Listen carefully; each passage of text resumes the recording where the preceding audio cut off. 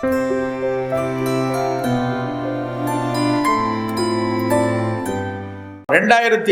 இந்த உலகத்தில் சாப்பாட்டினால என்னெல்லாம் பிரச்சனை வரும்னு பெரிய ஆராய்ச்சி நடந்திருக்கு. 137 நாடுகள் சேர்ந்து ஆராய்ச்சி பண்ணி ஈட் லான்செட் கமிஷன் 2019 அப்படின்னு 2019 சாப்பாடை பற்றி ஒரு பெரிய வரையறை கொடுத்துருக்காங்க. உங்கள் சாப்பாடு இப்படி இருந்தால் தான் நல்லது அப்படின்னு சொல்லி ஒரு வரையறை கொடுக்குறான். அதுக்கு டிஃபைன் பண்ணுறான். எப்படி டிஃபைன் பண்ணுறான்னா, உன் உடம்பையும் பார்த்துக்கோ, அதே சமயத்தில் இந்த மண்ணையும் பார்த்துக்கோ. உடம்பை பார்த்துக்கணுங்கிற சாப்பாடு கொடுக்குற விஷயம் மண்ணை கெடுத்துச்சுனாலும் நீ அழிஞ்சு போயிடுவேன். So save your body, save your earth. இதுதான் சாப்பாட்டுக்கான தாரக மந்திரமாக இருக்குது. அது முதல் பாயிண்ட்.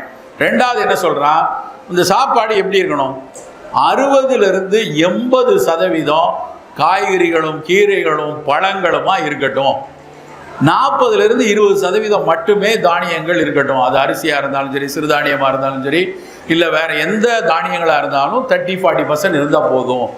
இனிமேல் பிரதானமாக காய்கள் தான் இருக்கணும் அப்படிங்கிறான். புலால் சாப்பிட்றவங்களா பிரதானமாக மீனை வச்சுக்கோங்க, ரெட் மீட்டை கொஞ்சம் குறைச்சிக்கோங்க, சிக்கனை கொஞ்சம் குறைச்சிக்கோங்க, மீன்களை நிறைய வைத்துக்கொள்ளுங்க. அப்படி இருந்தாலும் அதுவும் அந்த 30-40% தான். 60% காய்கறியும் பழங்களும் தான் இருக்கணுங்கிறான். ஸோ அதனால் நாளைக்கு உங்கள் வீட்டில் போய் சோறு போட்டு நீங்கள் சாப்பிட்டாலும் சரி, உங்கள் வீட்டுக்காரருக்கு போட்டாலும் சரி, யாருக்காவது பரிமாறினாலும் சரி, இலையை போட்டு முதல்ல வெண்டைக்காய் பொரியல், அவரைக்காய் பொரியல், கீரைன்னு போட்டு நீங்கள் வெளியே போயிருங்க. அதைத்தான் இங்கே சாப்பிடணும். சோறு வேணும்னு கேட்டால் சின்னதாக கட்டோரியில் சாதம் வச்சு பக்கத்தில் வைங்க. அவங்க அதை பார்த்துக்கிட்டே சாப்பிட்லாம். இல்லைன்னா வெண்டைக்காய்க்கு அதை தொட்டு சாப்பிட்லாம், அவரைக்காய்க்கு அப்படி தான் தொட்டு சாப்பிட்லாம். இல்லை உண்மையிலே சிரிக்கிறதுக்கு இல்லை, இப்படி தான் சாப்பிட்டாகணும். நம்ம பழைய ராஜ்கிரண் படத்தில் அப்படி சோறை குவிச்சு வச்சு நடுவில் நல்லி எலும்புலாம் போட்டு குழம்பு ஊட்டி குழச்சி அடித்து கவலை மாதிரி உருட்டி, அதெல்லாம் கடந்த காலம், இறந்த காலம். நம்ம இனிமேல் அப்படி சாப்பிட முடியாது. எந்த தானியமாக இருந்தாலும் சரி, எந்த நல்ல சோறு, நல்ல பரப்பு அரிசியாக இருந்தாலும் சரி, அளவு குறைவாகத்தான் எடுக்கணும் அப்படிங்கிறது இன்றைய புரிதல். அது நிறைய காய்கறிகளும் குறைவான அரிசியை எடுத்துக்கணும். சோத்துக்கெல்லாம் இனிமேல் பெரிய அன்னக்கரண்டி வைக்காதீங்க. அதை பார்த்தா எங்கள் திருநெல்வேலியில் எங்கள் ஊரில் சுளவுன்னு சொல்லுவோம், பெருசாக இருக்கும். அதை வச்சு அதை என்னமோ பார்க்கும்போது ஒரு பொக்லைன் எந்திரத்தை வச்சு தோண்டி பாலமாக போடுற மாதிரி இருக்குது. அப்படிலாம் வேண்டாம். இனிமேல் முடிந்தால் ஸ்பூன் வைங்க சோறு எடுக்கிறதுக்கு, இல்லைன்னா நெய் கரண்டி கூட வைக்கலாம். அதை வச்சு சோறு எடுக்கும்போது கை வலிச்சே சோறை வச்சுருவாங்க, வேணாம்ப்பா போதும் அப்படின்னு. அந்த அளவுக்கு தான் இனிமேல் அப்படி தான் பரிமாறணும் அப்படிங்கிற மாதிரி போய் கொண்டு இருக்கு. நல்ல பாரம்பரிய அரிசியை வச்சுப்போம். இன்னொரு பெரிய ப்ளஸ் பாயிண்ட், ஏன் பாரம்பரிய அரிசியை சொல்கிறோன்னா, வெள்ளை அரிசி மாதிரி அது இவ்வளோ திங்க வேண்டாம். கொஞ்சமாக நீங்கள் மாப்பிள்ளை சம்பா ஒரு நாள் வீட்டில் சமைச்சு பாருங்கள், ஞவர அரிசி ஒரு நாள் சமைச்சு பாருங்கள். இல்லைனா இன்னைக்கு காலையில் ஒரு அம்மா என்கிட்ட பயங்கர தயாராக கிளினிக்கில் நான் எழுதும் போது காட்டு யானை அரிசி சாப்பிடுங்கன்னு எழுதி கொடுத்துட்டேன். அவங்க காட்டு யானை அரிசி சாப்பிட்டா, சார் அவரைக்காய் விதை மாதிரி இருக்குது சார், எனக்கு நானும் என்னென்னமோ பண்ணி பார்க்குறேன், குலைய மாட்டேங்குது. நானும் சொல்லி பார்த்தேன், ஒரு மணி நேரம் ஊற வைக்குமா, அதுக்கப்புறம் வேணாம் வேக வச்சு பாருங்கள், ஒரு 5 விசில் கொடுங்க, 2.5 பங்கு அதுக்கு மேலே வரல, நீ எங்கேயாவது போய் படிச்சுக்கோங்கம்மா.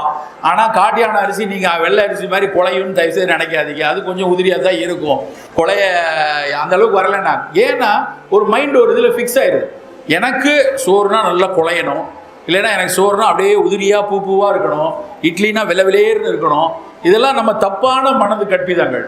சாப்பிட போகிற பொருள் அது உடம்புக்கு நல்லா இருக்கா, உடம்புக்கு நல்லா இருக்கா, இல்லை உள்ளே இருக்கிற பாக்டீரியாக்கெல்லாம் நல்லா இருக்குமா, அப்படி யோசிப்பானா அது சினிமாவில் நடிக்க போகிற மாதிரி விலைன்னு இருக்கா, அது பூ வச்சுருக்கா, பொட்டு வச்சுருக்கா, பாலிஷ் போட்டிருக்கா, இதெல்லாம் எதுக்கு, அவசியம் இல்லாத ஒரு விஷயம்.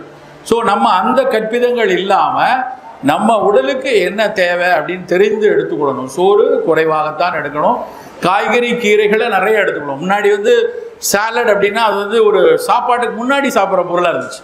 சின்ன பிள்ளைலேருந்து நாங்கள்லாம் அப்படி தான் சாப்பிட்டோம். சாலட் ஹோட்டலுக்கு போனால் நம்ம அந்த சூப்புங்கிறது ஒரு ஐதீகம் மாதிரி, சாலடுங்கிறது ஒரு ஐதீகம். அந்த சாலடை சாப்பிட்டுட்டு அப்புறம் சப்பாத்தி பூந்தி இப்படி வரிசையாக சாப்பிட்டுட்டு இருந்தோம்.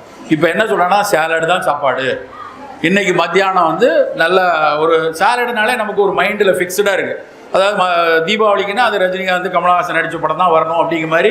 சாலடுனாலே வெள்ளரிக்காய், வெங்காயம், தக்காளி, இந்த 3 தவிர பல பேருக்கு சாலடு தெரியாது. ஆனால் உலகத்தில் 1000 சாலடு இருக்குது. எல்லா காய்கறிகளையுமே நம்ம சாலடாக சாப்பிடணும். சிலதை வேக வச்சு சாப்பிடணும், சிலதை பச்சையாக சாப்பிடணும், அவ்வளோதான்.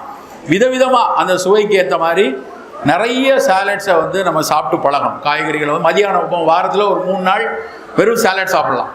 நல்ல பச்சை காய்கறிகளை நல்ல அழகாக சாலட் பண்ணி ஏதாவது ஒன்று வேக வச்சோ, ஒரு ஆவியில் வேக வச்சோ, பச்சையாகவோ, துருவலாகவோ, ஸ்ப்ரவுட்டாகவோ ஏதாவது ஒரு வகையில் அதுவும் எடுத்துக்கொண்டு அரிசி வரும்போது இந்த மரபு அரிசிகளோ இல்லை சிறுதானிய அரிசிகளோ வைத்து கொண்டு சாப்பிட்டா தான் உடல் நலம் நல்லா இருக்கும்.